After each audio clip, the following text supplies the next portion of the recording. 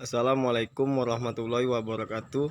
Perkenalkan, nama saya Indra Saputra dari kelas PMIB 2019, NIM 1930505053, mata kuliah Psikologi Terapan. Baiklah, di sini saya ingin menjelaskan teori psikologi tentang pengendalian emosi. Emosi berasal dari kata emotion dalam bahasa Perancis atau bahasa Latin, émover yang artinya keluar. Secara etimologisnya, emosi diartikan bergerak keluar. Emosi merupakan suatu konsep yang luas dan tidak dapat dispesifikan. Emosi merupakan suatu reaksi, bisa positif maupun negatif, sebagai dampak dari rangsangan dari dalam diri sendiri maupun luar. Berikut ini pengertian emosi menurut para ahli. Merupakan seseorang organization, konsultan, dan juga pelajar. Mengungkapkan arti emosi adalah suatu reaksi tubuh dalam menghadapi sesuatu. Kualitas emosi terkait erat dengan aktivitas kognitif sebagai hasil dari persepsi terhadap situasi. Emosi adalah kondisi psikologis yang merupakan pengalaman subjektif yang dapat diungkapkan reaksi wajah atau tubuh. Kondisi yang berhubungan dengan tujuan, tingkah laku. Emosi diartikan sebagai perasaan, kealaman efektif, kenikmatan, kemarahan, bahagia, takut, sedih. William James, emosi yaitu kondisi budi rohani yang menampakkan diri dengan suatu bahan yang jelas. Psikologi terapan tentang pengendalian emosi. Teori-teori emosi. Teori emosi disampaikan oleh para ahli melalui penelitian dan pengamatan mereka dari masa ke masa dan saling menyempurnakan. Berikut ini adalah teori emosi dalam psikologi. Teori James Lange adalah persepsi tentang perubahan tubuh.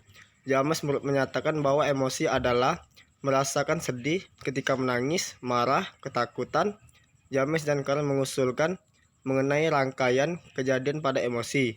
Individu menerima situasi dan menghasilkan emosi. Individu beraksi pada situasi dan memperhatikannya. Persepsi terhadap menjadi dasar untuk emosi yang dirasakan. Pengalaman emosi dirasa terjadi setelah perasaan tubuh yang dilakukan oleh sistem saraf otonom. Teori Cannon-Bard. Emosi yang dirasakan dan respon dari tubuh merupakan keadaan yang berdiri sendiri. Cannon mengajukan pendekatan untuk melihat adanya perhubungan antara keadaan tubuh dan emosi yang dirasakan melalui riset.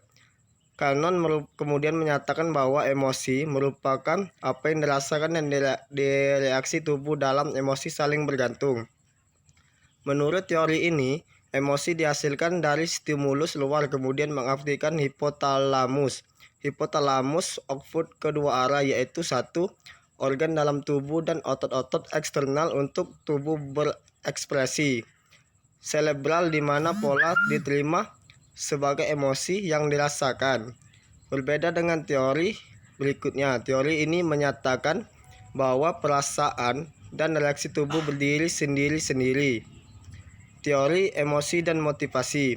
Emosi dan motivasi berjalan beriringan atau bersamaan dengan emosi ditempatkan sebagai suatu rangkaian dari emosi. Emosi merupakan bagian dari motif atau dorongan. Tompkins mengungkapkan bahwa emosi merupakan energi bagi dorongan yang selalu muncul bersama. Menurut Levergrace, pemisahnya sebagai tipis yaitu kemudian ketakutan. Ketakutan merupakan emosi tetapi juga motif pendorong perilaku. Orang merasa takut dan terdorong melakukan perilaku yang memiliki tujuan tertentu. Teori kognitif tentang emosi. Teori ini memandang emosi sebagai hasil interpretasi kognitif dari rangsangan luar atau dalam tubuh. Proses interpretasi kognitif dan teori ini dibagi menjadi dua, yaitu satu, interpretasi stimuli dari lingkungan.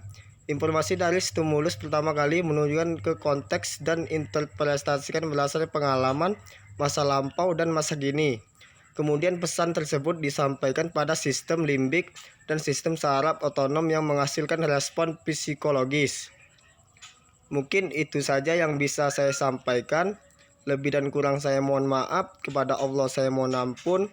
Wallahul muwaffiq ila aqwamit thoriq. Wassalamualaikum warahmatullahi wabarakatuh.